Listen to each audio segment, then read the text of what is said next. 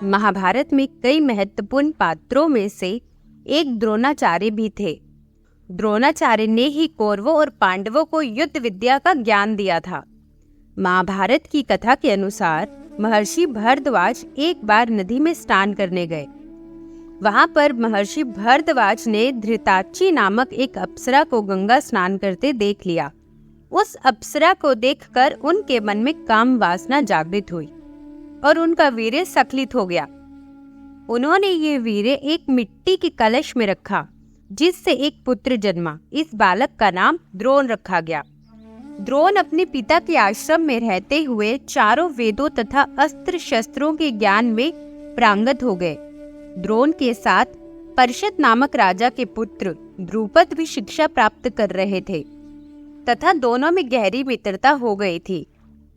द्रुपद अक्सर द्रोणाचार्य से कहते थे कि जब मैं राजा बनूंगा तब तुम मेरे साथ रहना। मेरे राज्य और संपत्ति पर तुम्हारा भी मेरे समान ही अधिकार होगा। उन्हीं दिनों परशुराम जी अपनी समस्त संपत्ति को ब्राह्मणों में दान करके महेंद्राचल पर तप करने चले गए थे। एक बार द्रोण उनके पास जाकर दान देने का अनुरोध करने लगे। इस पर परशुराम जी बोले, वत्स, तुम विलंब से आए हो। मैंने तो अपना सब कुछ पहले ही ब्राह्मणों को दान में दे दिया है। अब मेरे पास केवल अस्त्र शस्त्र ही शेष बचे हैं। तुम चाहो तो उन्हें दान में ले सकते हो। द्रोण यही तो चाहते थे। अतः उन्होंने कहा, हे गुरुदेव, आपके अस्त्र शस्त्र प्राप्त करके मुझे अत्यधिक प्रसन्नता होगी, किंतु आपको मुझे इन अस्त्र शस्त्रों की शिक्षा दीक्षा देनी होगी तथा विधि विधान भी बताना होगा। परशुराम मान गए। इस प्रकार परशुराम के शिष्य बनकर द्रोण अस्त्र और शस्त्रादि सहित समस्त विद्याओं के ज्ञाता हो गए।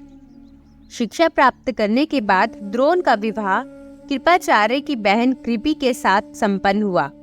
कृपि से उनका एक पुत्र हुआ। जन्म के समय उस पुत्र के मुख से अश्व की ध्वनि निकली, इसलिए उसका नाम अश्वत्थामा रखा गया। द्रोण अपनी पत्नी तथा पुत्र के साथ गरीबी में दिन काट रहे थे।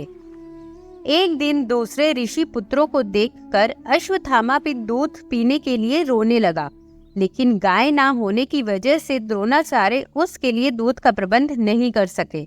इस बात से उन्हें बहुत दुख हुआ।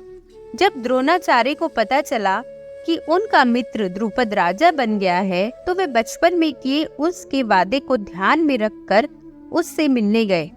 द्रोण ने द्रुपद के पास जाकर कहा, मित्र, मैं तुम्हारे बचपन का मित्र हूँ। मुझे दूध के लिए गाय की आवश्यकता है और तुमसे सहायता प्राप्त करने की अभिलाषा लेकर मैं तुम्हारे पास आया हूँ। इस पर द्रुपद अपनी पुरानी मित्रता को भूलकर तथा स्वयं के राजा होने के अहंकार के कारण द्रोण पर बिगड़ उठे और कहा, तुम्हें मुझको अपना मित्र बताते हुए लज्जा नहीं आती? मित्रता केवल समान वर्ग के लोगों में होती है, तुम जैसे निर्धन और मुझ जैसे राजा में नहीं। द्रुपद की ऐसी बातें सुनकर द्रोणाचार्य को बहुत क्रोध आया और वे किसी तरह द्रुपद से अपने अपमान का बदला लेने की बात सोचते हुए हस्तिनापुर आ गए। एक दिन युधिष्ठिर और बाकी राजकुमार मैदान में गेंद से खेल रहे थे। तभी गेंद गहरे कुएं में गिर गई। राजकुमारों ने उस गेंद को निकालने की काफी कोशिश की, लेकिन वह नहीं निकली। द्रोणाचार्य यह सब देख रहे थे। द्रोणाचार्य ने अपनी धनुर्विद्या की कुशलता से उसको बाहर निकाल लिया। राजकुमारों ने ये बात जाकर भीष्म पितामह को बताई। सारी बात जानकर भीष्म समझ गए कि जरूर ही वे द्रोणाचार्य ही हैं। भीष्म आदर पूर्वक द्रोणाचार्य को हस्तिनापुर ले आए और उन्हें कौरवों व पांडवों को अस्त्र विद्या सिखाने की जिम्मेदारी सौंप दी। जब कौरव व पांडवों की शिक्षा पूरी हो गई, तब द्रोणाचार्य ने उनसे कहा कि तुम पंचाल देश के राजा द्रुपद को बंदी बनाकर मेरे पास ले आओ। यही मेरी गुरु दक्षिणा है। पहले कौरवों ने राजा द्रुपद पर आक्रमण कर उसे बंदी बनाने का प्रयास किया, लेकिन वह सफल नहीं हो पाए।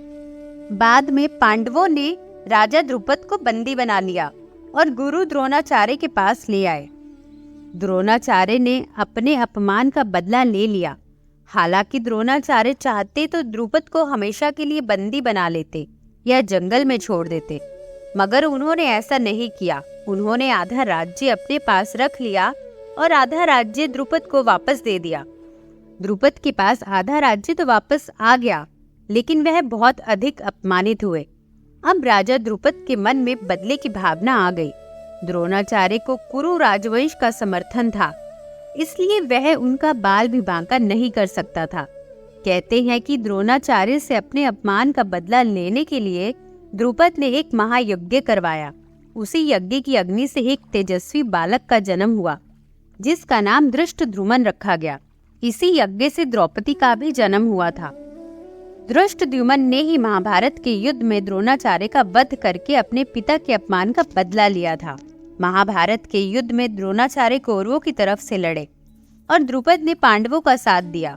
महाभारत युद्ध में कौरव सेना के सेनापति भीष्म थे। भीष्म के बाद दुर्योधन ने द्रोणाचार्य को अपना सेनापति बनाया। सेनापति बनते ही द्रोणाचार्य ने पांडवों की सेना का संहार करना शुरू कर दिया। द्रोणाचार्य नए नए व्यूह बनाकर पांडवों की सेना को नुकसान पहुंचा रहे थे। तब पांडवों ने एक योजना बनाई। योजना के अनुसार भीम ने अश्वत्थामा नाम के हाथी को मार डाला और द्रोणाचार्य के सामने चिल्लाने लगे कि अश्वत्थामा मारा गया। जब द्रोण ने सुना तो वह इस बात की पुष्टि के लिए युधिष्ठिर के पास गए। तब युधिष्ठिर ने अश्वत्थामा नामक मरे हुए हाथी को ध्यान में रखकर हाँ कह दिया। इसको सुनकर द्रोण को सदमा लगा और वो अपने अस्त्र शस्त्र त्याग कर अपने इकलौते पुत्र की मौत का शोक मनाने हेतु धरती पर बैठ गए।